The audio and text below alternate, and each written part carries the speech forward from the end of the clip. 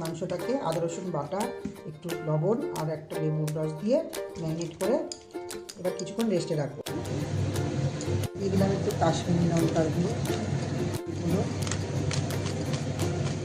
দিয়ে দিল, এর মধ্যে একটু দিয়ে দিলাম কাশ্মীরি লঙ্কা গুঁড়ো। কাশ্মীরি লঙ্কা গুঁড়োটা দিয়ে একটু ভালো করে নাড়িয়ে নিলাম। সামান্য চিনি, লবণ ভালো করে মিশিয়ে নেব। তৈরি করা মশলাটার মধ্যে আমি পুরো চিকেনটাকে ভালো করে মাখিয়ে নিলাম। এবার আমি এগুলোকে পিট করে ভালো করে ভেজে নেব। চিকেনগুলো আমি সব ভেজে নিয়েছি।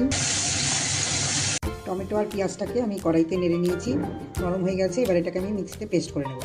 একটু বাটার দিয়ে দিয়েছি, এর মধ্যে দিয়ে দিলাম আদা রসুনের পেস্ট। এবার আমি দেবো একটু কাশ্মীরি লঙ্কার গুঁড়ো, একটু ধনিয়া গুঁড়ো,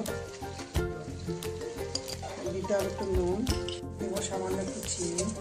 জল দিয়ে মশলাটাকে ভালো করে নেড়ে নিচ্ছি। গ্রেভিটা দিয়ে দিলাম, মাংসের যে জলটা ছিল ওটাও দিয়ে দিলাম। চিকেনের গ্রেভিটা তৈরি হয়ে এসছে। এবার আমি এটার মধ্যে মাংসটাকে অ্যাড করে দিচ্ছি।